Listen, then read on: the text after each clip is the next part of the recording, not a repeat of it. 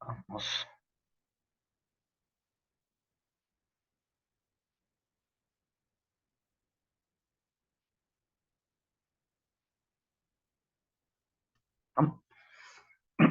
Vamos, ¿en qué nos quedamos ayer? Creo que acabamos este capítulo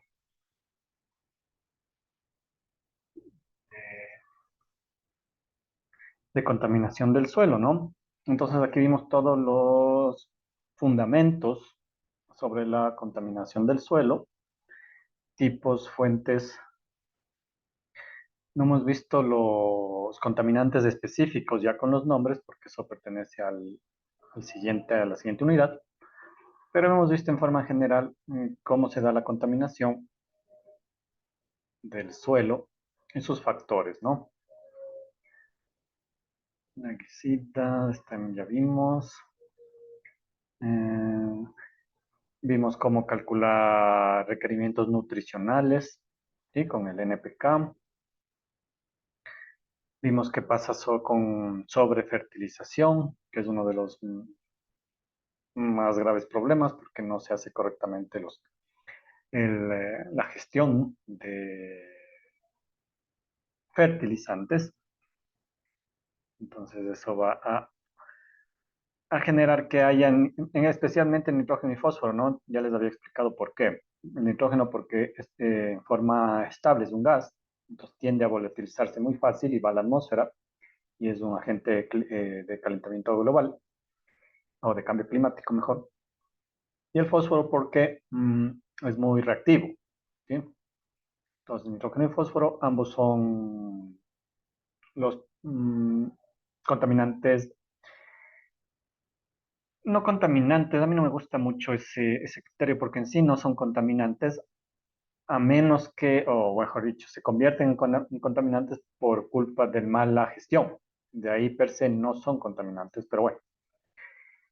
Entonces el nitrógeno y el fósforo, que en exceso se liberan a los cuerpos de agua por infiltración y escorrentía, el fósforo y nitratos, o por deposición de la lluvia, ya sea por el nitrógeno que sale a la atmósfera, por volatilización, y que llegan a los cuerpos de agua, producen este fenómeno de eutrofización que pues ayer vimos y que lo han de haber visto más detenidamente en una asignatura de control de contaminación del agua. Entonces, eso es respecto a este CF.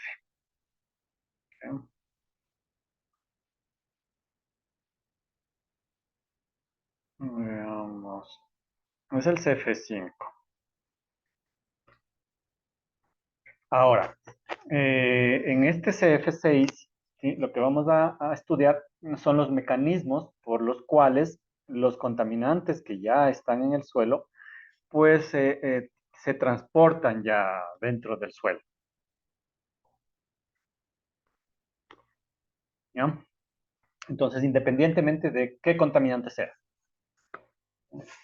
ya sean agroquímicos, ya sean compuestos de actividades industriales, metales pesados, compuestos de la minería, los lixiviados de la basura, los componentes de hidrocarburos de los combustibles fósiles del transporte urbano, ¿sí? Todo lo que vimos, pues una vez que llega al suelo, debe tener algún mecanismo por el cual se transporta y se expande, ¿sí? A las zonas aledañas. Ese es el mecanismo que nos interesa ahora estudiar.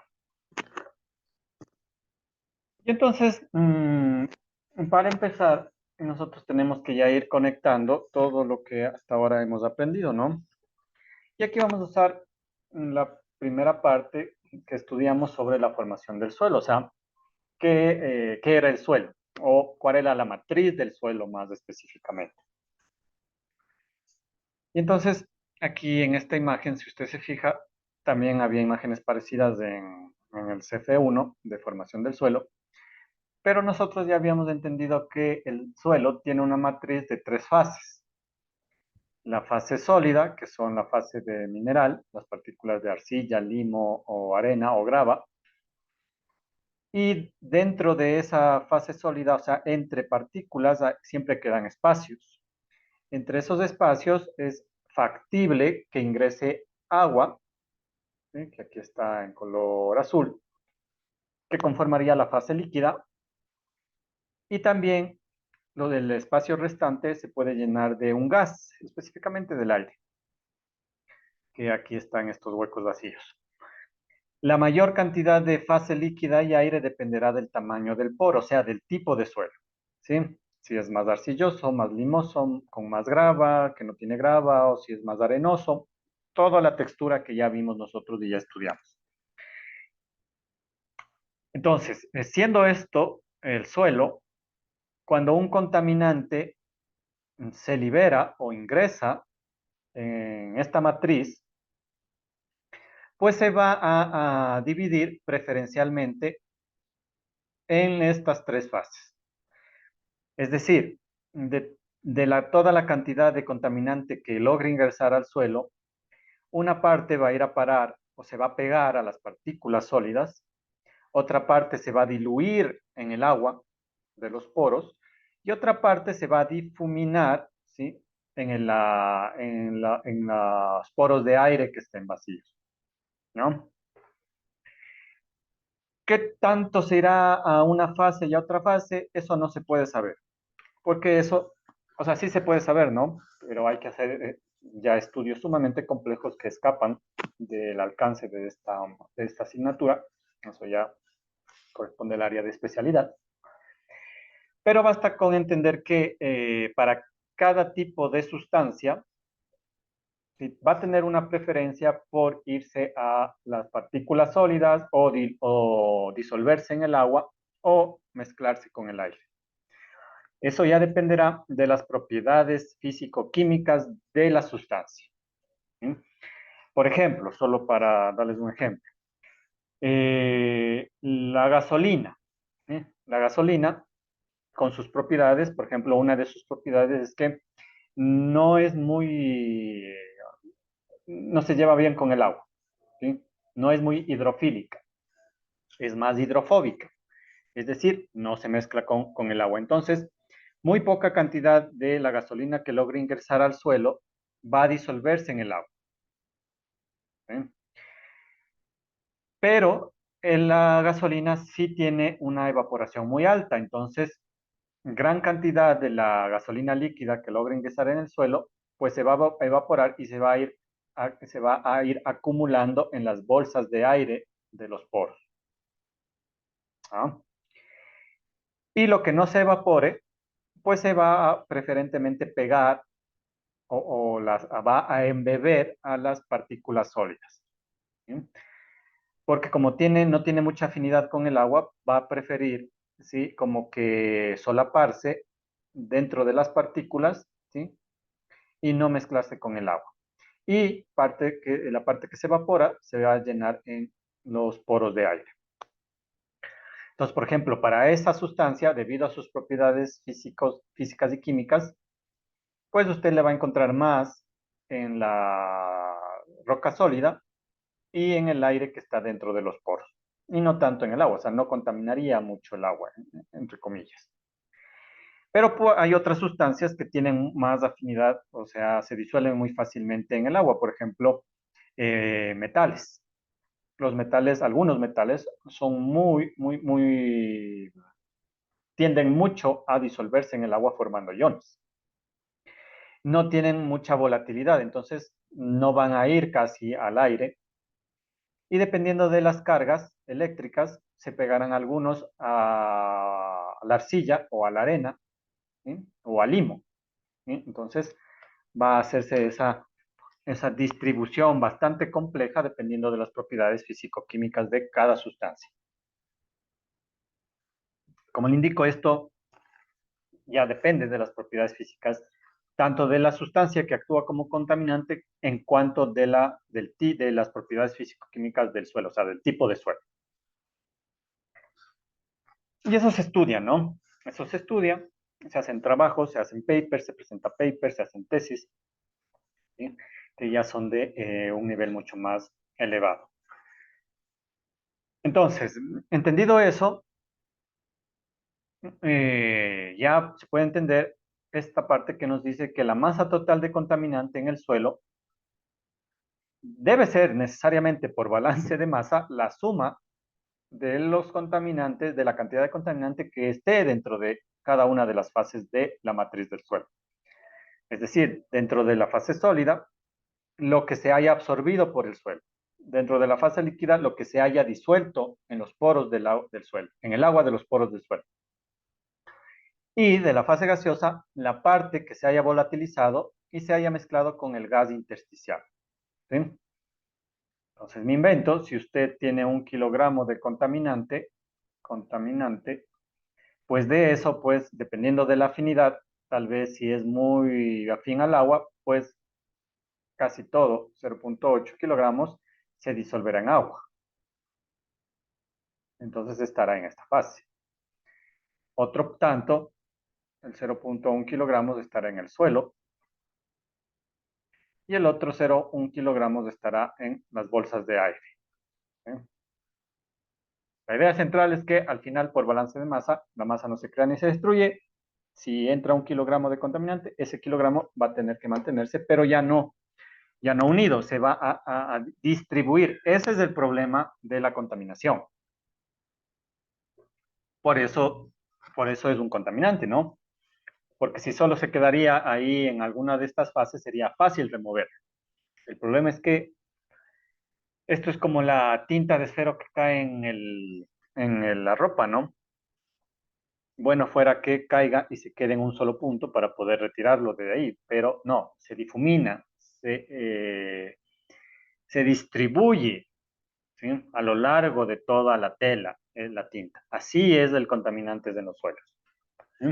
Cuando logra entrar al suelo, pues se va a distribuir en las 3 fases de la matriz del suelo y eso complica mucho más las posibilidades de que sea luego extraído y de que se haga una remediación de esos suelos. Entonces, como conclusión, podemos decir que la concentración total de un contaminante debe ser necesariamente la suma del mismo, o sea, del contaminante en cada fase. Entonces, la concentración total de contaminante debe ser la concentración en el sólido más la concentración en el líquido más la concentración en el gas. Si nosotros pudiésemos calcular eso, ya tendríamos la concentración en cada uno. A fin teórico, esta ecuación, pues, muy bonita, pero no se usa porque no sirve para nada. O sea, teóricamente está bien, pero no se puede hacer el cálculo porque es difícil determinar justamente eso. A nivel de laboratorio se puede hacer, ¿sí? Es muy complejo porque tendríamos que coger una muestra representativa de suelo, llevarla al laboratorio y de ahí extraer por distintos métodos la fase sólida, la fase gaseosa y la fase líquida. Y de ahí determinar por métodos químicos cuánto contaminante hay en cada una de las fases. Entonces es algo muy laborioso que cuesta mucho. Entonces, eso respecto a por qué un contaminante es contaminante, ¿no? Entonces, es esta estabilidad que tiene de distribuirse en las 3 fases de la matriz del suelo. Ahora, es esta distribución de la que yo les estoy indicando, o sea, la forma en que entra y se distribuye, ¿sí? Y se transporta, es lo que nos interesa estudiar su mecanismo. Entonces, este flujo por el cual se transporta el contaminante al suelo, como les digo, es sumamente complejo. Es sumamente complejo. El estudio requiere una matemática muy avanzada, ¿sí? Muy avanzada. Similar a la del recurso aire, ¿sí? Más o menos es una matemática muy similar, ¿sí? En derivadas, integrales, etcétera, que no vamos a entrar en detalle, pero que intervienen distintos fenómenos físicos, químicos, biológicos, o sea, es un fenómeno súper complejo. Sin embargo, para nuestros fines, basta con entender que los principales procesos de flujo y transporte son 3. o sea, la forma en que el contaminante va a distribuirse en la matriz del suelo, se ha determinado que sigue tres patrones. El primero es la advección. ¿Sí? El segundo es una difusión molecular. Y el tercero se denomina una dispersión mecánica e hidrodinámica. Esos son los tres procesos o mecanismos por los cuales un contaminante del suelo logra entrar y distribuirse a lo largo de la matriz del suelo. ¿Sí? Los principales. Hay otros procesos, como el proceso de retardo, el proceso de atenuación, que también logran reducir esta distribución de contaminantes en el suelo, pero que también son mucho más complicados de analizar, porque ahí ya tiene que ver, como usted puede ver los dos nombres de estos procesos, retardo y atenuación, son procesos por los cuales el contaminante se le impide el suelo mismo le impide al contaminante seguir distribuyéndose por efectos variados, ¿sí? Pueden ser por efectos de las cargas que tenga el tipo de suelo, puede ser por efectos biológicos, ¿sí? Que no logre distribuirse ampliamente el contaminante, pero ya son procesos muy complicados. ¿Sí? Sin embargo, los principales son estos tres: la advección, la difusión y la dispersión mecánica e hidrodinámica. ¿Mm? En cualquiera de los casos, lo que se quiere o lo que buscamos aquí en este CF, y nuestro objetivo, es conocer dos cosas. ¿Qué tan lejos y con qué concentración llegaría un contaminante que es derramado en el suelo, ya sea de forma puntual o continua? Este aspecto es importante distinguirlo, ¿sí? Y lo vamos a entender con estos dos gráficos que están aquí. Eh, Cuando un contaminante es derramado, puede hacerlo en el suelo y por lo tanto contamina el suelo, puede hacerlo de dos formas, dependiendo de la fuente. ¿Sí? Por ejemplo, puede haber un derrame puntual, ¿sí? Es decir, que sea de un solo momento, como en este caso de la primera figura. ¿Sí? Aquí la fuente sería este tanque, ¿sí? Que en algún momento arroja, ya sea intencionalmente o por algún accidente, una cantidad X de contaminante.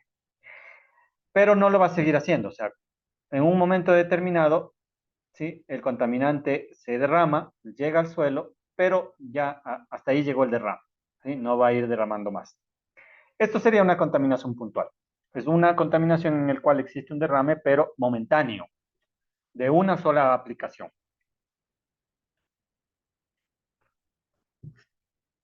Entonces, como es una sola aplicación, pues estos tres mecanismos de advección, difusión y dispersión mecánica e hidrodinámica van a actuar de una forma, ¿no? La otra forma es que la fuente, que en este caso, por ejemplo, mire, es una industria, arroje de forma continua contaminante, ¿sí? A lo largo del tiempo. Entonces, es la diferencia. Este es un derrame momentáneo de una sola vez, y en este caso el derrame de contaminante se da de forma continua, es decir, a lo largo del tiempo. Entonces, la actuación o la distribución de ese contaminante se da de distinta forma, porque depende de si la aplicación del contaminante es puntual o si la aplicación del contaminante es continua a lo largo del tiempo. Entonces, hay que tener en mente que pueden haber esas dos formas de que los contaminantes sean derramados. En cualquiera de los dos casos siempre van a existir los mismos tres procesos de transporte: advección, difusión y dispersión mecánica e hidrodinámica. Pero actúan de distinta forma, que es lo que nos interesa estudiar.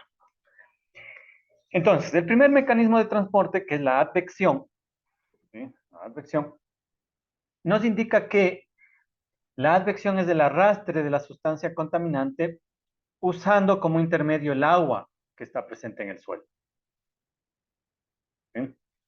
Es decir, cuando el contaminante logra entrar en el suelo, va a usar el agua como medio de transporte para seguir migrando o transportándose a lo largo de distancias del suelo.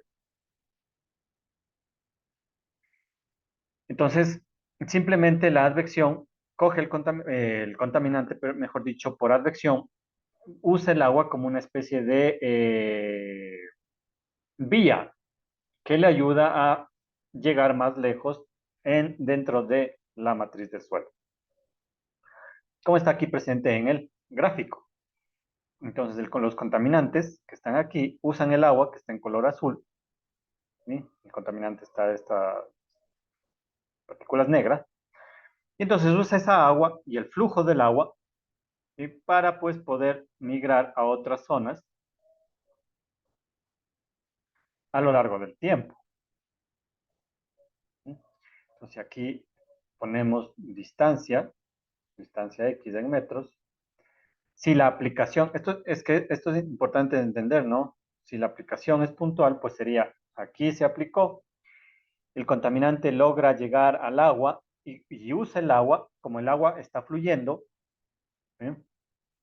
Pues va a usar esa agua para luego irse junto con el agua caminando y en algún, sería el tiempo cero, y en algún tiempo determinado va a llegar a un tiempo uno aquí, pero va a llegar junto con el agua, ¿no?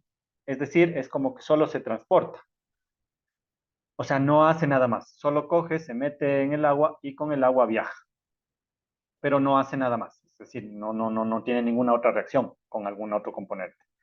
Y luego en el tiempo 3 estaría acá. O sea, solo viaja. Entonces, la advección es de este mecanismo, que usa el agua como vía de transporte, pero no hace nada más, sino simplemente se mueve junto con el flujo de agua. Esa sería la advección. La difusión molecular, en cambio, nos indica que si en un punto de un medio sin flujo depositamos una gota de contaminante y observamos un tiempo después, el punto inicial se habrá ampliado y difuminado. ¿Sí? Y si a eso le unimos el transporte por advección, sucedería lo que se muestra en esta figura. Entonces nos dice que las moléculas de la sustancia disuelta en el agua, porque aquí recuerde, el agua es importante porque si no, no pudiese transportarse los contaminantes.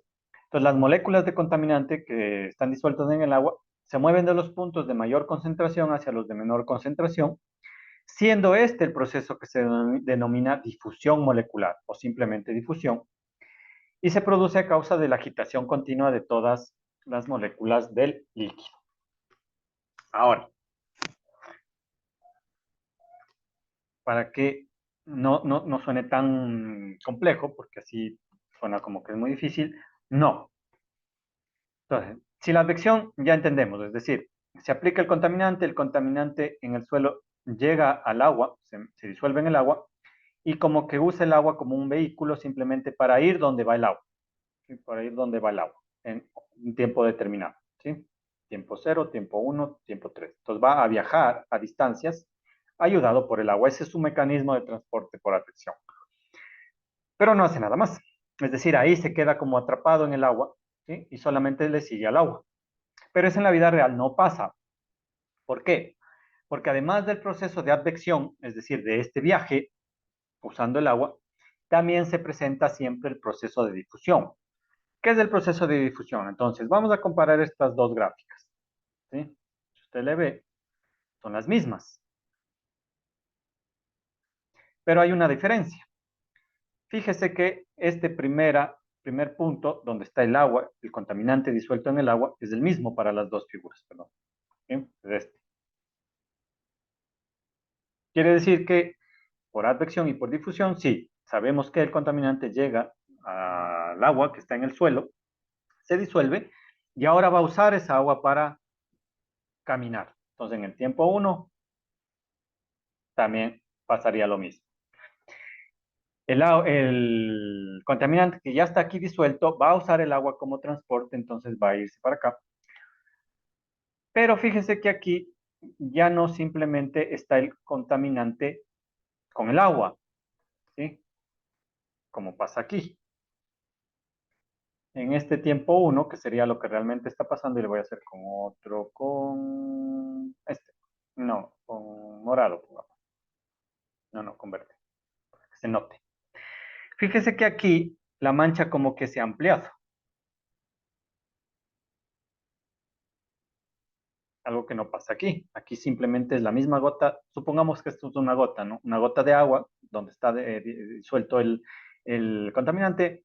Esa gota viaja en un tiempo T1, la misma gota con el mismo contaminante. Viaja en un tiempo 3, la misma gota con el mismo contaminante. Es decir, solo ha habido un transporte en distancia. Aquí, por difusión, no pasa eso, ¿sí? Porque si bien el transporte mediante el agua se está dando, está viajando, pero en cada parte, ¿sí? Además de haber un desplazamiento en distancia, ¿sí? Distancia, también hay un desplazamiento en área, ¿sí?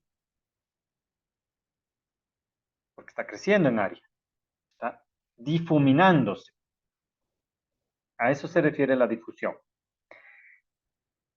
¿Por qué pasa esto? ¿Sí? Si bien el contaminante que está disuelto en el agua, ¿sí? Va a usar el agua como vía de transporte, también debemos entender que ese contaminante va a tender a migrar a las zonas en donde tenga menos concentración, ¿sí? Porque justamente lo que hemos entendido, el contaminante no solamente va a tratar de contaminar una parte del agua que está en el suelo, como el suelo tiene más agua, pues donde encuentre más agua, cuyo concentración de contaminante es cero al inicio, va a tratar de migrar a esa parte. Y eso es lo que está pasando aquí, ¿sí? Entonces, el contaminante que aquí está en esta parte de agua cargado con una concentración alta, va a irse encontrando con más agua a lo largo de su recorrido en el suelo, y esa agua al inicio no tiene contaminante. Entonces, lo que nos indica es que las sustancias van a tender a ir de las zonas de mayor concentración a las zonas de menor concentración. Es decir, del agua donde esté con más concentración, va a tratar de migrar al agua donde está con menor concentración. Es un fenómeno natural, ¿sí? Véalo desde este punto de vista, ¿no? Cuando usted entra a un restaurante que está abarrotado, siempre va, ni bien se libere una mesa, va a tratar de ir a esa mesa, va a tratar de ocupar todo el espacio que pueda. Así actúan los contaminantes, ¿sí? No les gusta estar atrapados en una sola parte, sino que van a tratar de ocupar todo lo que puedan, ¿sí?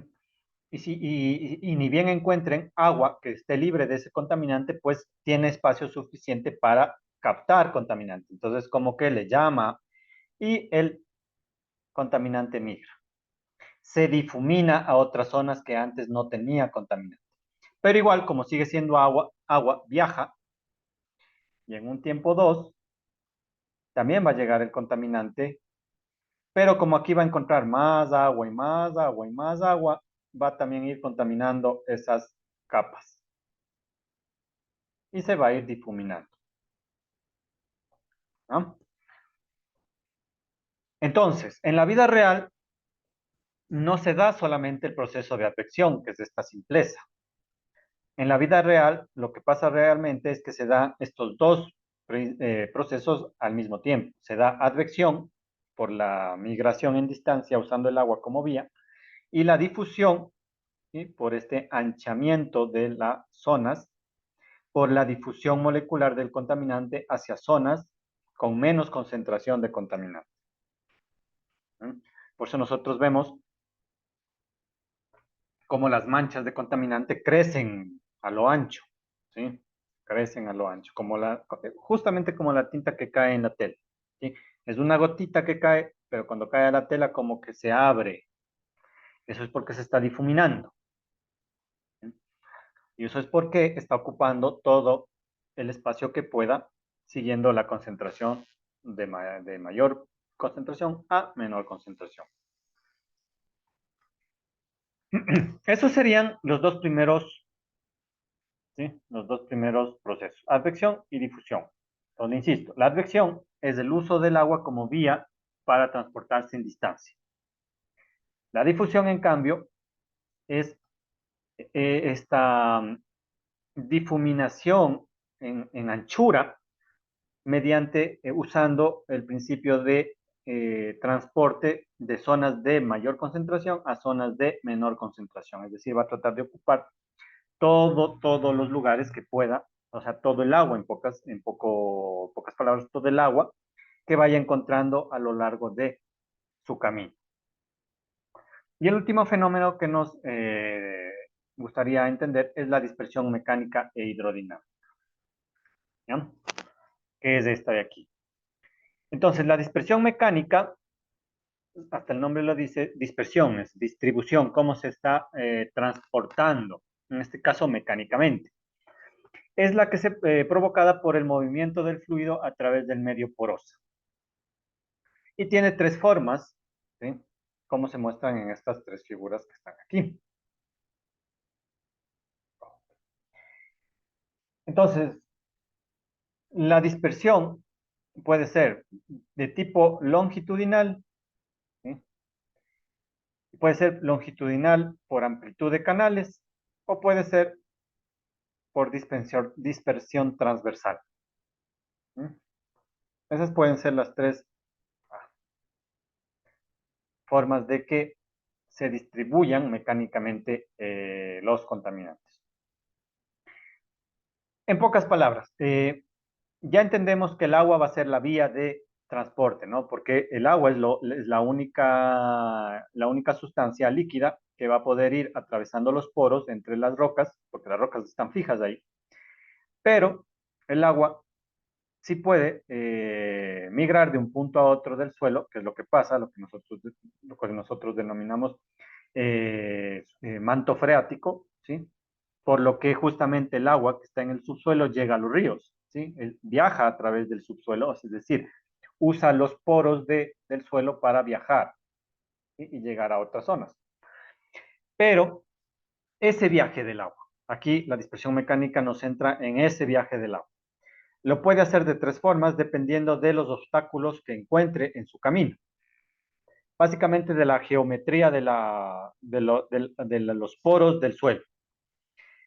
Entonces puede tener una dispersión, o sea, un transporte longitudinal, pero muy tortuoso. Aquí lo importante es la tortuosidad.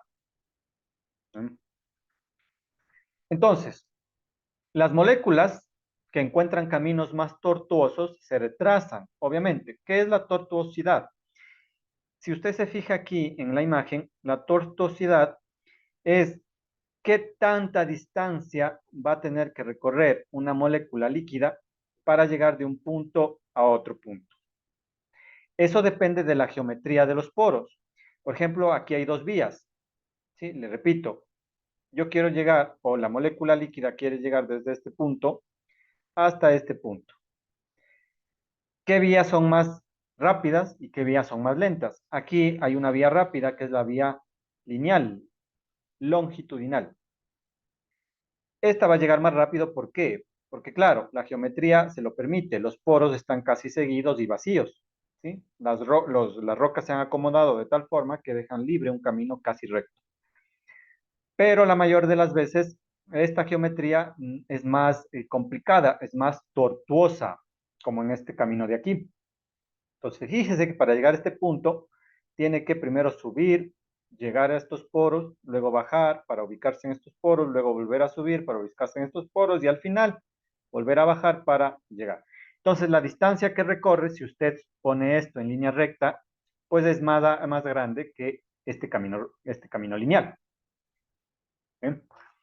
Entonces, mientras más tortuoso, mientras más complicado sea los caminos a través de los poros, pues más difícil va a ser el transporte de estas moléculas líquidas, porque son agua, pero recuerde que dentro de esa agua está ahí disuelta el contaminante, entonces más difícil va a ser el transporte de un lugar a otro.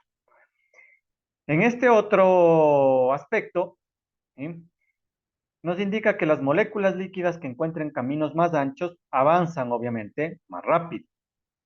Eso es muy lógico, ¿sí? Entonces, por ejemplo, la idea central es igual. Yo quiero llegar desde un punto a otro punto. Básicamente, la dispersión mecánica lo que me indica es qué tan rápido voy a llegar desde un punto a otro punto determinado. Y entonces, claro, si los poros generan un canal más amplio, más ancho, es más fácil que mucho más líquido fluya más rápido, a diferencia de caminos o de canales porosos más pequeños. Entonces, eso también afecta la dispersión del fluido líquido que tiene contaminante disuelto. Y el último se da por la dispersión transversal. Entonces nos indica que las moléculas líquidas que tienen el contaminante ahí disuelto, que circulan por el centro de los canales intergranulares, ¿sí?, avanzan más rápido que las que circulan cerca de los granos. O sea, lo que nos quiere decir es que las moléculas que vayan sin topar, ¿sí?, sin topar los bordes de las partículas, porque recuerde que el transporte se da entre los poros, entre partículas, por los poros entre partículas, perdón. Entonces, lo que nos está diciendo es que las partículas como que van haciendo una especie de estorbo para el viaje de las moléculas líquidas. Solo las partículas o las moléculas que estén más alejadas de las partículas sólidas viajan más rápido. Las que estén más cercanas, por el mismo hecho de la fricción con las partículas sólidas, como que van pegándose a las partículas y no logran avanzar, ¿sí? No logran avanzar. A eso es a lo que se refiere la dispersión transversal.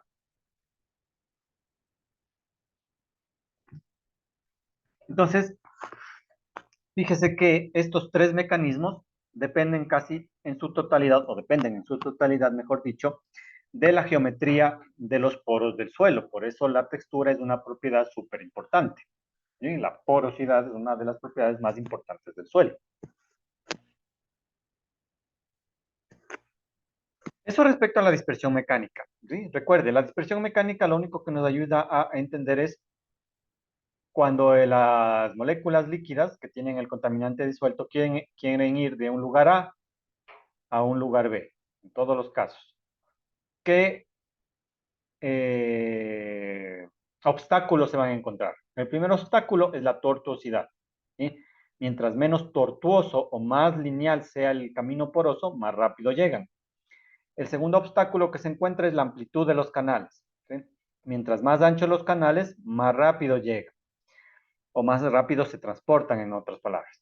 Y el tercer camino es la dispersión transversal, es decir, las moléculas que viajen más alejadas de las partículas van a llegar más rápido, porque las que están más cerca de las partículas o chocando con las partículas, pues se van a ir como que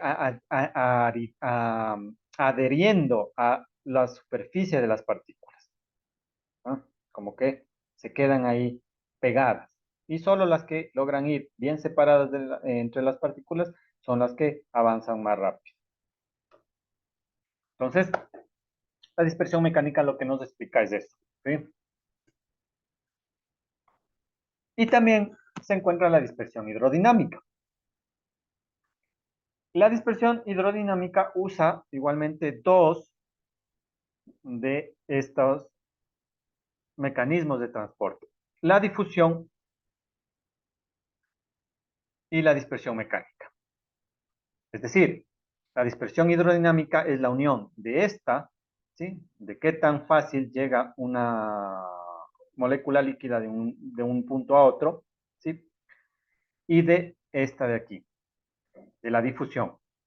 Porque recuerde, igual, esto está enfocado simplemente al transporte del líquido, ¿no? Pero en cada punto también va a producirse difusión, ¿sí? Cada punto también va a producirse difusión. Entonces, la dispersión hidrodinámica es el análisis de esos dos fenómenos juntos, de la difusión molecular, es decir, de esta tendencia natural del contaminante a ocupar más espacio, buscando las zonas de menor concentración para irse a esas zonas, y la dispersión mecánica que sería una advección ya mejorada, ¿sí? O sea, es decir, cómo ya realmente se está transportando el líquido de un punto a otro, siguiendo los caminos de los poros que logra encontrar y superando los obstáculos que tiene. Entonces nos dice que ambos fenómenos no pueden considerarse aisladamente, es decir, estos siempre van juntos. Así como la advección y la difusión van juntas, estos dos también van juntos. Entonces nos indica que debido a esto el transporte genera una dispersión que expande mucho más la mancha de contaminación. Por eso es que cuando un contaminante cae, no simplemente sigue una línea recta, ¿sí?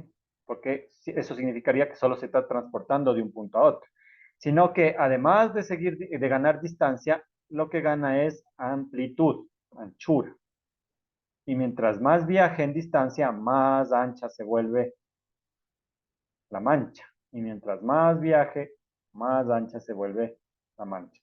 ¿Por qué pasa esto? Porque se están juntando la difusión, esta tendencia a ancharse, con la dispersión mecánica, que es esta tendencia a viajar en distancia usando los caminos porosos que más pueda o que más velocidad le permita.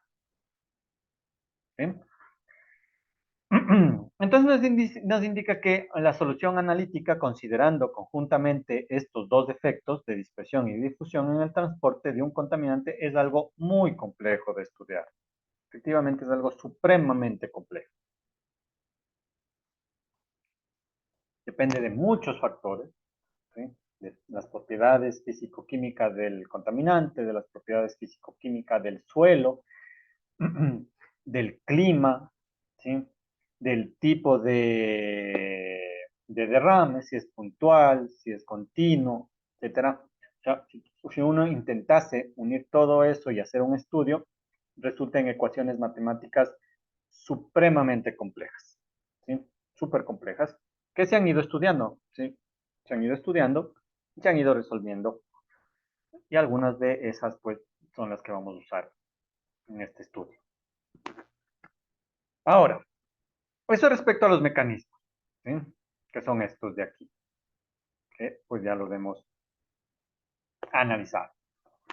Ahora, la aplicación ya práctica para nosotros, que es lo que nos interesa, se da en poder nosotros calcular cuál va a ser el área de derrame cuando pues un contaminante sea justamente derramado, ¿sí? Y entonces lo que nos indica que es que para el cálculo de esta área del terreno que se va a contaminar, ¿sí? En metros cuadrados, del área que va a ser afectada cuando haya un derrame de contaminante, y para una estimación de la profundidad a la que va a llegar ese contaminante en el perfil del suelo. Recuerde lo que es perfil, ¿no? Aquí estamos usando ya todo lo que hemos estudiado. Perfil del suelo, es decir, si usted le hace un corte vertical, ¿qué tan profundo llegaría?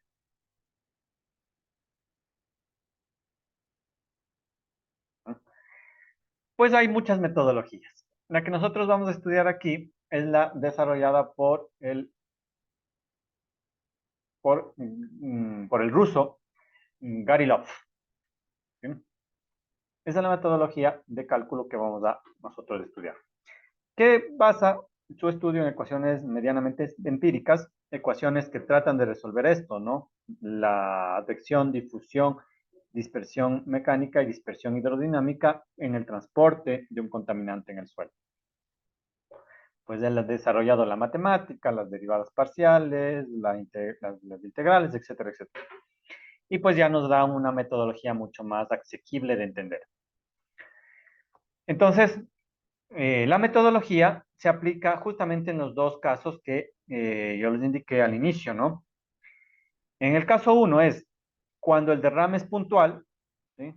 Como en este caso, cuando la fuente solamente hace un derrame puntual y ya se conoce la cantidad de contaminante que se ha derramado en el suelo, que nosotros le vamos a llamar G. Es decir, los metros cúbicos de contaminante que se derramaron. O una estimación, ¿no? Porque claro, uno puede decir, pero yo, ¿cómo sé cuánto se derramó? Siempre hay una estimación, porque uno puede hacer el cálculo o la estimación al menos porque el contaminante debe inicialmente haber estado envasado, ¿no? Entonces, dependiendo de cuánto quedó en el envase, cuánto había en el envase, pues puede hacer una estimación. Entonces, ese sería el caso 1. Cuando el derrame es puntual y se conoce con cierta certeza cuánto contaminante se derramó, ¿sí? O sea, cuántos metros cúbicos de contaminante se derramaron. Y el caso 2 se va a dar cuando el derrame no es puntual, sino que es un derrame de forma continua, ¿sí? En cuyo caso no sabemos la cantidad de contaminante derramado, o sea, los metros cúbicos, si no sabemos el flujo de contaminante que se está derramando, es decir, los metros cúbicos por segundo de contaminante que se está derramando, que nosotros le vamos a llevar a denominar Q, por caudal, ¿sí? Porque metros cúbicos por segundo es caudal, como usted puede haber visto en la asignatura de agua. Entonces, esos dos son los casos que vamos a enfrentar. Entonces, para poder hacer este análisis, ¿sí? Siguiendo esta metodología, vamos a tener que usar dos criterios geométricos, ¿sí? Que es usar el perfil en el terreno y usar el plano, ¿sí? En el terreno, ¿sí?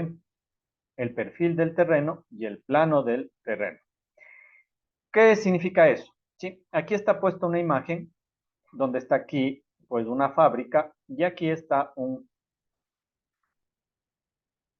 envase donde se embodega un material que mientras esté aquí dentro de este tanque no es contaminante, ¿no? Porque está ahí encerrado. Pero, claro, lo que nos interesa saber es si aquí pasa algo y existe un derrame, ya sea de forma puntual, o sea, de un solo momento, ciertos metros cúbicos, o de forma continua, es decir, que aquí haya un derrame continuo que no se pare, o sea, metros cúbicos por segundo, pues lo que nos interesa saber es, primero, cuánta distancia X va a viajar y luego cuánta anchura B va a ganar. Juntando esos dos, podemos hacer un cálculo, una estimación de cuánta área se va a contaminar en este suelo, con este contaminante específico. Entonces, esa es la idea central. Para hacer este cálculo, vamos a tener que usar, como les indico, estos dos criterios geométricos. El primero, el perfil del terreno. ¿Qué es el perfil del terreno? Este es una imagen panorámica, pero geométricamente yo lo que puedo hacer es pararme aquí y ver de perfil, ¿sí? Cómo se ve este corte. Entonces, si usted se pasase aquí, parase aquí y viera de perfil, o sea, verticalmente, usted justamente viera eso, ¿sí? Viera el tanque, que es el que está aquí, y viese, si es que esto tiene una inclinación, asumiendo que tiene una inclinación el terreno, ¿sí? Cómo va la mancha ganando distancia. Esta es la distancia X. O sea, este parámetro X y B son los mismos que están aquí dibujados. X, ¿sí? X y B. Entonces, este primer perfil es ver del plano vertical, ¿sí? Frontalmente, cómo usted vería, ¿sí? El derrame. Si se para aquí de frente, vería el tanque, que es este, y vería cómo se va ganando, se va el derrame formando siguiendo la inclinación del terreno, ¿sí?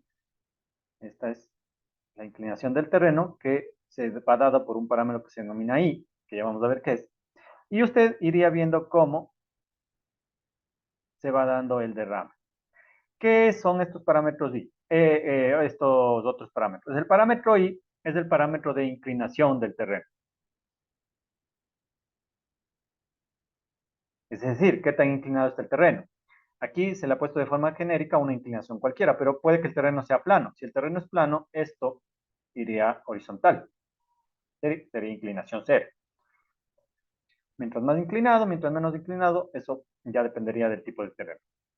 X es la distancia, ¿sí? Que usted iría viendo que va ganando la mancha. E sería la evaporación del contaminante, que ya depende de las propiedades del contaminante. Y K sería la infiltración del contaminante en el suelo. Es decir, qué tan fácil se va infiltrando en el suelo a lo largo del camino, ¿no? Ese sería el primer aspecto geométrico. El segundo aspecto geométrico tiene que ver si yo viese desde arriba la toma. Es decir, si yo me parase aquí y viese desde arriba lo que está pasando. Entonces, visto desde arriba, lo que vería es el tanque, ¿sí? El tanque, ¿sí? Aquí está el tanque, y vería como la mancha, pero ya amplia en amplitud, en la distancia. Entonces, fíjese, aquí es como estar viendo desde arriba, y aquí estaría la mancha ganando distancia y también ganando amplitud, desde una amplitud que le pertenecería al tanque, ¿sí? Una amplitud B sub 0, amplitud inicial, donde está justo el derrame, hasta una amplitud ya final, cuando ya la distancia sea la máxima, una amplitud B sub 1. Esos dos aspectos geométricos son los primeros que vamos a tener que entender. Visto eso, el cálculo ya meramente hecho va a usar estas ecuaciones que están aquí propuestas. Entonces, le insisto, lo que queremos calcular es el área, ¿sí? El área que va probablemente a sufrir contaminación. Entonces, el área, ¿cómo se calcularía? Simplemente usando esta ecuación. El área en metros cuadrados va a ser la multiplicación entre B por X. ¿Qué es B y qué es X? B, pues justamente es la anchura de la mancha y X es la distancia que ha recorrido el contaminante. Ahora, la problema aquí es calcular X, ¿no? Entonces, ¿cómo calcularía X? Es decir, ¿cómo calcularía la distancia a la que un contaminante va a llegar? Pues con esta ecuación, X va a ser igual a 1 dividido para paréntesis H por B dividido para G más E más K por viscosidad del agua dividido para la viscosidad del contaminante, todo dividido para la velocidad del contaminante por H. ¿Qué es cada una de esas cosas? Está aquí indicada. ¿Sí? Pero a grosso modo, ¿qué es H? Este primer parámetro, H. Dice, H es la profundidad promedio del flujo del contaminante sobre la superficie en metros. Es decir, es más o menos qué tan profundo se va a ir metiendo un contaminante a lo largo del suelo mientras camina el flujo, el contaminante en distancia. Eso depende de las propiedades, especialmente de la viscosidad del contaminante. Mientras más viscoso, es más difícil que un contaminante entre en el suelo, ¿sí? Mientras menos viscoso, es lo contrario. Pero ya se ha determinado que más o menos oscila el valor de H entre 0.01 a 0.05. Es decir, H es qué tan profundo va a meterse el contaminante en el suelo a lo largo de la distancia que camina. Y eso depende de la viscosidad del contaminante. Pero ya en forma general se ha determinado que suele ir entre 0.01 a 0.05. ¿Qué es B? B es el ancho promedio en metros. Y se lo calcula usando esta fórmula. B va a ser igual a 0.5 por B sub 0 más B sub 1. Es decir, si usted se fija aquí bien, en este perfil, lo que yo quiero calcular es un área más o menos promedio. Entonces vamos a usar la fórmula área es igual a X por B. X en metros, B por metros, nos daría metros cuadrados. Pero el B no puede usar un B único porque esta mancha es irregular. ¿Sí? No es un cuadrado para usar esa ecuación únicamente. Entonces lo que vamos a usar es un B promedio. El B promedio que nos indica ahí, que es simplemente B, es la suma entre el B1 más el B sub 0 y todo dividido para 2, que es igual a lo que le pone ahí, ¿no? 0,5 por B sub 0 más B sub 1. ¿Sí? Es lo mismo. Es decir, el B no es ni el B sub 0 ni el B sub 1, es una media entre las dos, para darle un carácter promedio al área. ¿Sí? Porque, insisto, las manchas no son cuadradas, ni rectángulas, ni romboides para usar una fórmula de área geométrica. ¿Sí? Aquí lo que estamos tratando es simplemente de hacer un cálculo promedio del área. Entonces vamos a usar un B promedio, ¿sí? La anchura al inicio del derrame más la anchura al final y todo dividido para 2 nos da un B más o menos promedio de todo la mancha. El G, ¿qué es el G? Son los metros cúbicos, ¿sí? El G son los metros cúbicos de contaminante que se hayan derramado. El E es la evaporación del contaminante en metros por segundo. Es una propiedad de los contaminantes, eso está en tablas. El K es la intensidad de infiltración al suelo, es decir, con qué velocidad se mete el contaminante en el suelo. También depende de cada contaminante, esto está en tablas, en metros por segundo. Viscosidades, hay dos viscosidades, la del agua y la del contaminante. También son propiedades que hay en tablas. ¿Por qué se usa la viscosidad del agua? Porque es la fase en la que se está moviendo el contaminante. Recuerden, la fase líquida del suelo es agua. Entonces estamos usando la viscosidad del agua porque en el agua es la que se está moviendo. Y la viscosidad de contaminantes porque obviamente cada contaminante tiene una viscosidad característica que va a influir en cómo se comporta con el agua. Todo eso dividido para B grande del contaminante. Esto es la velocidad del contaminante. ¿Mm? Que nos dice aquí, la velocidad de flujo superficial de contaminante. Es decir, qué tan rápido se está moviendo el contaminante. Y H, nuevamente, es el mismo valor de profundidad promedio del contaminante en la superficie. Entonces, esta ecuación nos daría la distancia que va a ganar la mancha de ese contaminante. Ahora, para calcular esto, todo esto son datos que se obtienen de tablas, ¿sí? Excepto la velocidad del contaminante, porque es característica de cada problema. Entonces, ¿cómo calcular la velocidad del contaminante? Con la otra forma.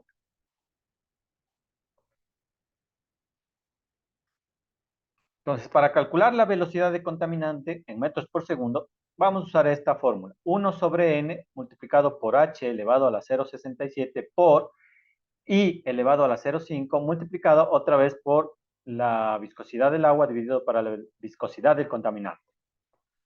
Aquí, h ya sabemos que es el mismo h de acá arriba. ¿Qué es I?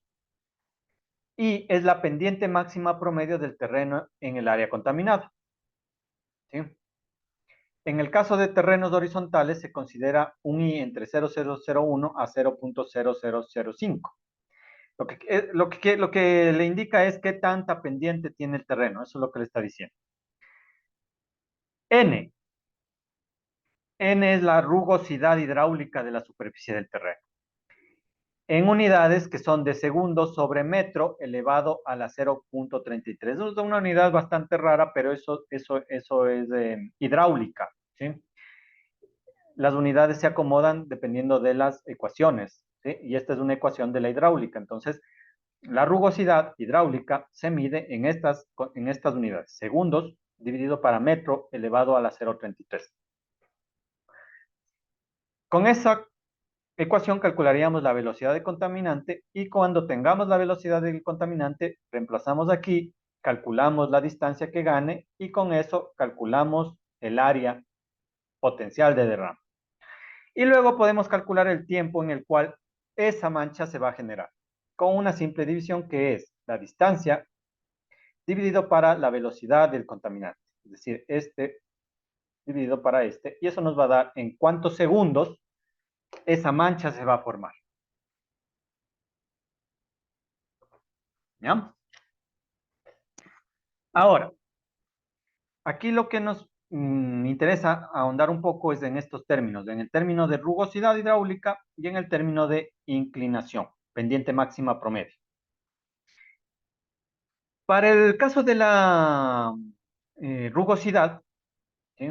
De este coeficiente hidráulico, de la rugosidad hidráulica, hay que entender que las superficies, si usted las ve a nivel microscópico, es decir, si usted cogiese cualquier material y lo hiciera zoom, zoom, zoom, zoom, cada vez iría viendo que las superficies no son lisas como uno tendría a pensar. Inclusive la superficie que usted piense que es más lisa, por ejemplo, una baldosa del piso, que usted pues piensa que es liso, si usted la ve a microscopio, ¿sí? Vería que no es lisa, ¿sí? Sino que tiene pequeñas rugosidades, como están aquí. Entonces, fíjese, esta es la superficie geométrica que usted ve, porque a nivel macroscópico usted no siente la rugosidad. Pero si usted hiciera un zoom, la superficie real que vería es esta, ¿sí? Canales, valles, canales, valles. Cada superficie tiene más canales, más valles, ¿sí? Menos canales, menos valles, dependiendo del tipo de superficie. Y ese parámetro de rugosidad, o sea, qué tan rugosa es la superficie en la realidad, justamente se va calculado con el parámetro n, que es de la rugosidad hidráulica. Y eso depende del tipo de superficie. Superficies con n's bajos quiere decir que son superficies muy lisas. Por ejemplo, vidrio, plástico, cobre, metales en general. Tienen n's cercanos a 0.01. Superficies que tengan n's más altos, ¿sí? Ya pues son superficies que no son lisas, sino que tienen mucha rugosidad. ¿Sí? Por ejemplo, arroyos de montaña con muchas piedras tienen un n de 0.040. ¿Sí? Que comparado con el de muy lisa es alto, ¿no? Es 4 veces más grande. Entonces, fíjese aquí, yo le he puesto algunos valores de rugosidades ya para lo que nos interesa, suelos, ¿sí? Suelos naturales. Entonces, fíjese, este tipo de suelo, rugosidad de 0.024. Este 0.027, este 0.032, este 0.0. Estos son ya datos de cuando usted hace caracterización del suelo, también hace caracterización del parámetro de rugosidad. Ese sería el parámetro n que vamos a necesitar para calcular la velocidad. El otro parámetro es la pendiente promedio máximo, este parámetro I. Ese parámetro I simplemente es el cálculo entre cuánta altura tiene una superficie respecto a la horizontal de esa misma superficie, ¿no? Entonces, fíjese aquí en el ejemplo que nos está poniendo. Si usted tiene una superficie y usted quiere calcular el I, el I que es esta pendiente promedio máxima, lo que tiene que hacer es dividir qué altura tiene, esa es la altura h, versus la longitud que tiene, que aquí le llaman parámetro B. Entonces el factor I, que es este de aquí, simplemente es esa división. Nos indica qué tanta pendiente, cuánto ángulo tiene una pendiente usando su altura versus su longitud, ¿no? Ahora, para calcular esto, obviamente, tiene que usar dos puntos de referencia, es decir, un punto en el que ya la pendiente sea cero, es decir, que sea una horizontal, y como inicio debe usar otro punto que también sea con pendiente cero. Entonces, lo que usted tiene que buscar es el primer punto donde sea pendiente cero y de ahí darse cuenta que ya empieza a cambiar la pendiente, pendiente, y debe haber algún punto en donde la pendiente ya vuelva a ser cero. Entonces, eso es lo que nos va a dar la longitud, ¿sí? Esto no es un parámetro fijo. Aquí es 12.5 metros en este ejemplo, pero puede ser 10 metros, puede ser 8 metros, puede ser 1 metro. Y la altura tampoco es un parámetro fijo, ¿no? Puede ser más pendiente, puede ser 2 metros, puede ser menos pendiente, puede ser medio centímetro, etc. Lo importante es que conociendo esto, podemos calcular este parámetro y así calcular este número que es el que nos interesa, ¿sí? Entonces, en este ejemplo de aquí, nos indica que la altura es de 1 metro para una longitud de 12.5, entonces el parámetro I va a ser igual a 1 metro, que es h, dividido para 12.5 metros, que es la longitud B. Eso nos da un factor I de 0.08, que si la transformásemos a porcentaje, ¿sí? Se habría que multiplicar por 100, nos daría una pendiente del 8%, comparado con la horizontal de la zona. Esto lo usan mucho los ingenieros civiles porque necesitan calcular las rampas, por ejemplo, las rampas para sillas de ruedas, o para bicicletas, o para lo que sea. Ellos usan porcentaje. Entonces, por normativa de construcción, me parece que no puede haber rampas de más del 12% de inclinación. Entonces, necesitan hacer el cálculo para ver si la altura a la que deben poner, cuánta longitud deberían dejar. O si tienen la longitud ya establecida en el terreno, pues cuánta altura van a tener que poner, ¿ya? Para las gradas y para todo eso. Entonces, un parámetro casi puramente de ingeniería civil. Esos son estos dos parámetros que también vamos a necesitar para calcular la velocidad, ¿no? Eso sería para el caso 1, ¿no? Entonces, ¿cuál es el caso 1? Cuando yo sepa cuánto se derramó, ¿sí? Cuántos metros cúbicos de contaminante se derramó. Ahora, si la contaminación es continua y yo lo que tengo es cuánto flujo, cuántos metros por segundo de contaminantes se están derramando, lo que voy a hacer es el uso de este otro camino. Entonces, para calcular la cantidad de contaminante, mejor dicho, para calcular el área, porque el fin es el mismo, calcular el área, lo primero que vamos a tener que hacer es calcular el parámetro G, es decir, los metros cúbicos de contaminante en un tiempo T establecido. Como yo tengo el dato de caudal, voy a usar ese dato para calcular G. ¿G qué es? Es el mismo G de aquí. ¿Sí? Es decir, ahora como tengo el caudal, yo puedo calcular un G para un tiempo establecido. Con eso yo calculo el G y en base a ese G, como dice aquí, vuelvo a usar todas estas ecuaciones para calcular el área. Entonces, lo que le dice, calcula el área, la distancia y la velocidad del contaminante con los mismos métodos que en el caso 1. ¿Sí? Claro que ahora vamos a tener que usar para un tiempo determinado, que es lo que vamos a tener que establecer. Y una vez hecho eso, pues podemos calcular también el área máxima en un tiempo infinito y una distancia máxima a tiempo infinito que el contaminante podría distribuirse. Y también podría calcular la profundidad de infiltración usando esta otra ecuación, ¿no? Entonces, esto sería la metodología para ambos casos. Ahora, para poder entender, pues vamos a tener que hacer un ejemplo. Bueno, aquí hay dos ejemplos, ¿no? El uno es para el caso 1 y el otro es para el caso 2. Entonces, vamos a empezar con el caso 1. Pero aquí están, ¿no? Como le indicaba, la mayoría de datos ya están establecidos en tablas porque depende de la sustancia, ¿no? Entonces, por ejemplo, aquí, valores de viscosidad y de evaporación, es decir, los parámetros viscosidad en metro cuadrado segundo y el parámetro E, ¿sí? De evaporación en metro por segundo, que son los que nos piden aquí, les recuerdo, ¿sí? El parámetro E de evaporación en metro segundo, la viscosidad de contaminante y de agua en metros cuadrados segundo. Eso ya está en tablas, por ejemplo, para aceite motor, alcohol, agua, vaselina, glicerina, querosina, mercurio, petróleo y otras más. Yo he puesto algunas nomás. Los valores de intensidad de filtración de acuerdo a las características de superficie, o sea, el parámetro K. ¿Sí? Eso depende del tipo de superficie, si es arena gruesa con grava, suelo franco, suelo arcilloso, bla, bla, bla, bla. Los valores de rugosidad, ese parámetro N, ¿sí? En el caso de suelo, ya está establecido si es tipo suelo concreto o asfalto, si es suelo desnudo, si es pasto, piedra o basura, o si usted conoce ya específicamente qué tipo de suelo es, ¿sí? Cualquiera de estos, usted puede usar ya este parámetro característico. La rugosidad hidráulica, que es la que indica, ¿sí? Y pues ahí hay un caso para la casa, dice que lo podrá hacer luego si usted quiere en su casa. Entonces, ahora lo que vamos a empezar es con el caso 1, para poder ir usando estas ecuaciones. Entonces me voy a pasar.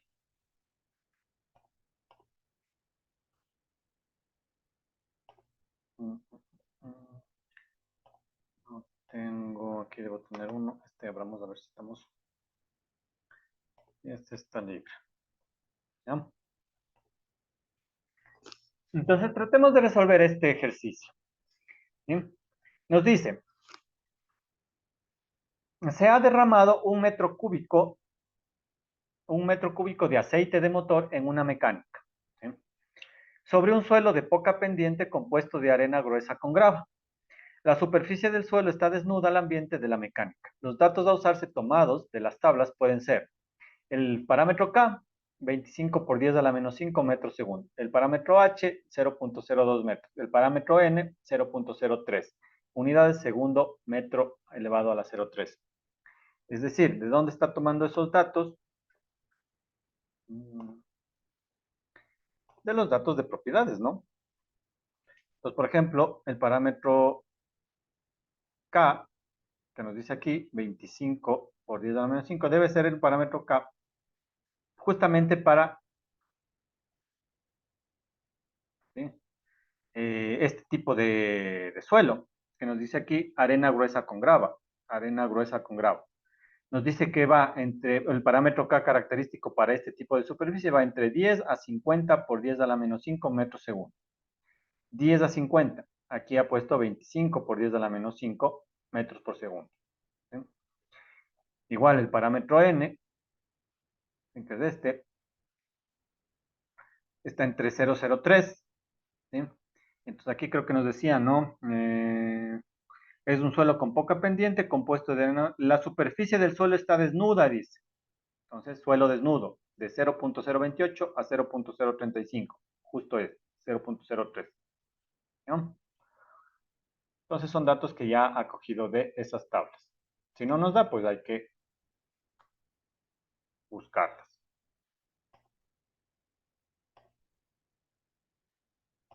¿No? Entonces, ¿qué es lo primero que recuerde?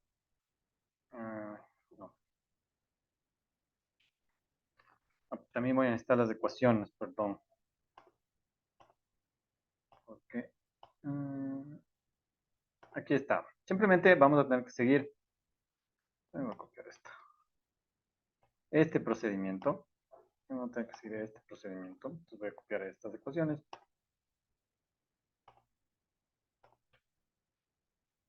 ¿No? Entonces recuerde, el objetivo es hallar el área. Entonces necesitamos resolver esta ecuación. Entonces, paso 1, 2 puntos. ¿Cuál sería el paso 1? Fíjese, no voy a poder usar directamente el A, porque no, primero debería calcular X. Y el X, con esta fórmula, no lo voy a poder calcular tampoco, porque necesito el parámetro B, la velocidad del contaminante. Entonces, por el que voy a tener que empezar siempre es por esta de aquí. Cálculo de la velocidad del contaminante. Entonces, la velocidad del contaminante, ¿sí? Por fórmula, dice que es 1 sobre n multiplicado por h elevado a la 0,67 por i elevado a la 0,5 por la viscosidad del agua para la viscosidad del contaminante. ¿Sí? Esa es la primera que voy a tener que usar, porque cuando yo calcule la velocidad del contaminante, puedo reemplazar esto aquí y luego calcular X y luego X, reemplazar acá y calcular A. Esa es la secuencia. Ahora, ¿qué necesito aquí para hacer estos reemplazos?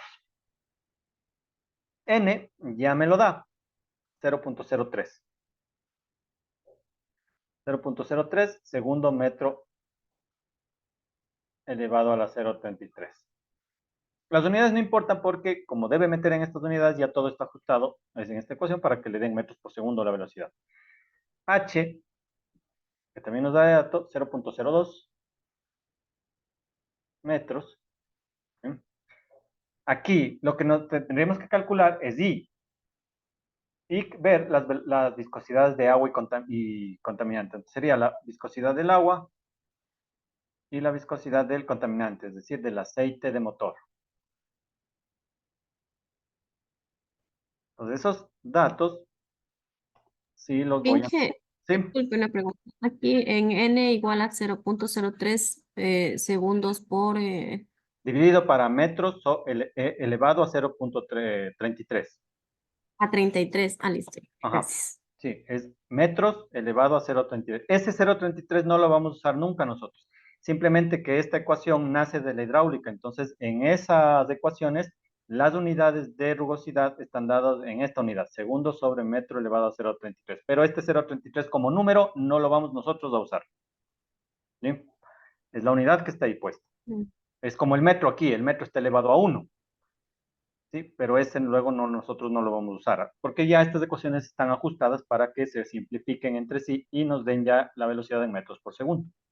Por eso hay estos parámetros de 0,67 y 0,5. Si usted se fija, el h que está en metros, esta quedaría elevado a 0,67. Si la pregunta es con qué se va a simplificar esto, se simplificaría con estos metros de aquí. ¿sí? Listo, entonces Ok. lo que necesitamos es las viscosidades de agua y motor. Eso no nos dieron de dato, así que vamos a tener que ir a buscar en las tablas. Entonces aquí estamos, ¿sí? Viscosidad del agua es 1.0 por 10 a la menos 6 metro cuadrado segundo, ¿sí? Y viscosidad del aceite de motor es 10.0 por 10 a la menos 6 metros cuadrados segundo. Entonces esas dos voy a pasarles acá. Entonces, viscosidad del agua. Viscosidad del agua era 1, ¿no? 1 por 10 a la menos 6. 1 por 10 a la menos 6 metros cuadrados segundo. Y el de aquí era 10 por 10 a la menos 6 metro cuadrado segundo. ¿Sí? Esto es de tablas. Fíjense que ahora ya tengo N, H y las dos viscosidades. El único que me falta es el parámetro I. Pero I ya sé que es H sobre B. Ahora necesito ver dónde está H y dónde está B. Y eso debe estar en estos gráficos, en estos perfiles. Por eso le indicaba que necesariamente vamos a tener que pasar los perfiles, tanto frontal como de altura. Entonces, para calcular I, vamos a usar el primer perfil, el perfil frontal. H sería 0,5 centímetros y el IB sería 10 metros. Entonces aquí sería 0.5 centímetros dividido para 10 metros. Voy a tener que ajustar porque aquí está en centímetros y aquí en metros. Entonces voy a cambiar porque es más fácil. Sabiendo que un metro, ¿cuántos centímetros? 100 centímetros. Entonces, metro con centímetro, me va a dar en adimensional porque este es un parámetro dimensional. Entonces será 0,5 dividido para 10%. Eso me da 5 por 10 a la menos 4 adimensional. ¿No?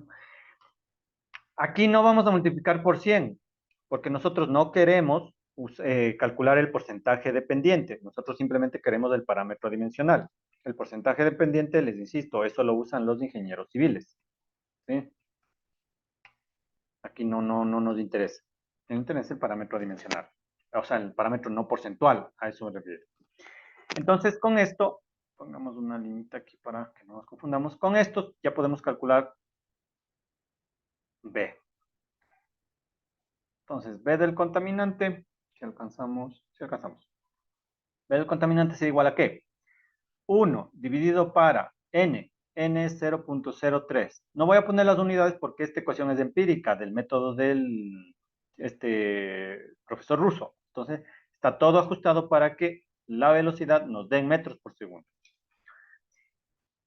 Entonces, 1 dividido para 0.03 por H es 0.02 elevado a 0,67 por I es 5 por 10 a la menos 4 elevado a 0,5. Y estoy siguiendo esta ecuación. Por viscosidad del agua, 1 por 10 a la menos 6. Dividido viscosidad del contaminante, que es aceite de motor, 10 por 10 a la menos 6. Es decir, que este contaminante, aceite de motor, si es que se derrama, nos daría cuánto. Si alguien está siguiendo, para si me equivoco, me puede corregir, por favor. Sería 0.02 elevado a 0.67 por 5 por 10 a la menos 4 elevado a 0.5 por 1 por 10 a la menos 6 dividido para 10 por 10 a la menos 6. ¿Ya? Y dividido para 0.03. ¿Ya? Entonces, a mí me da 5.42 por 10 a la menos 3 metros por segundo. ¿Sí? Si alguien está también haciendo y me equivoqué, me avisan. ¿Sí? por favor, que no soy perfecto tampoco. Me puedo equivocar. Entonces, esa sería la velocidad. ¿Bien? Entonces, primera cuestión, parece que es poco, ¿no? Si usted le dice, chuta, 5.42 por 10 a la menos 3 metros por segundo. Recuerde lo que estamos tratando de calcular, es decir, con qué velocidad el aceite de motor se está tratando de infiltrar en el suelo y viajar dentro del suelo en el agua de ese suelo. ¿Sí? Si usted transforma eso a centímetros o a milímetros, ya le da otra cosa. ¿Sí? Por Y que ejemplo, una consulta. Y en metros por segundo, no sí, quedaba metros cuadrados por segundo. no. Metros cuadrados por segundo, eso es viscosidad, que es esta B manuscrita. Esta B es B velocidad, es velocidad, como la velocidad del auto. No, sí, pero aquí, por ejemplo, usted le puso los datos de la viscosidad del agua, que es 1 por 10 menos 6 a la menos 6 Ah, por sí, metros cuadrados. pero se va a simplificar, porque aquí abajo también hay Ah, metros listo. cuadrados segundos. Esto no se simplifica, Ah, ¿sí? ya, ya. Listo, gracias. Por eso le digo, como esto de ecuación empírica ya está establecida, si usted pone en estas unidades que le exige la ecuación, ya le va a dar en metros por segundo, ¿sí? Porque los metros, los metros de la 0,33 se van a ir con los metros de la 0,67 de acá arriba, y al final lo que le va a quedar es simplemente metros por segundo de esta fracción metro de la propia rugosidad, porque es 0,33 y aquí es un 0,67. Si usted hace la división, le va a quedar un metro arriba. Y el segundo de la rugosidad que va a quedar abajo, metros por segundo. ¿Sí? Porque este 1 es adimensional. Es, o sea, si su confusión es esa, ¿de dónde sale el metro por segundo? El metro por segundo, el segundo sale de esta de aquí, de este segundo, que queda abajo dividiendo. Y el metro, que va a quedar arriba, sale del metro a la 0,67 dividido por el metro a la 0,33 de abajo. Esa división daría un metro como múltiplo, como numerador, y como estos son adimensionales y estos se cancelan, quedaría metro por segundo. Si quiere el análisis de dimensiones, en todo caso. ¿Sí? Eso sería la velocidad. Entonces, como le indicaba, ¿no? Parece poco, pero si esto transforma, y solo voy a hacerle para poder explicarle, porque no interesa tanta noción, pero esto es equivalente en milímetros a 5.42 milímetros por segundo. Es decir, que cada segundo que pase, el aceite de motor va a avanzar 5.42 milímetros. ¿Sí? Ya en esas unidades ya cambia, ¿no? Entonces ahí sí como que ya está más rapidito. Entonces no se vaya a confundir, no vaya a pensar que como está por 10 a la menos 3 metros está lentísimo. Lentísimo sí para nuestra forma de vista macroscópica, pero esto es microscópico, son moléculas que están tratando de viajar. Entonces eso, cada molécula está viajando cada segundo 5.4 milímetros, eso es bastante. ¿No? Entonces no se deje confundir. Entonces, primer paso ya hecho. Calculamos la velocidad. Segundo, esa velocidad de contaminante, ¿sí? Que aquí mismo le indica, la vamos a meter en esta otra fórmula para calcular ahora sí la distancia. Ese sería el paso 2. Vamos a calcular X. Y el X es igual, solo voy a dejar la ecuación puesta, a 1 dividido para H por B dividido para G. H por B dividido para G más E más K por viscosidad del agua, viscosidad del contaminante, dividido para velocidad del contaminante por H. B grande, contaminante por H. Entonces, esa es la que tendríamos que usar. Como se nos acabó el tiempo, lamentablemente, pues vamos a dejar de ahí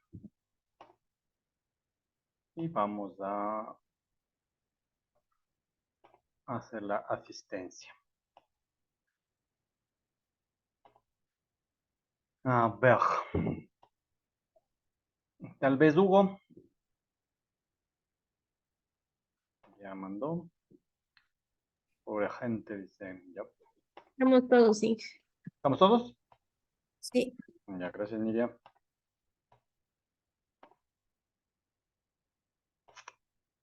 Listo. Eso es, chicos. Entonces, el día de mañana acabaríamos con este capítulo y con eso ya acabaremos las 3 primeras semanas para que ya puedan completar todo su ciclo, ¿no?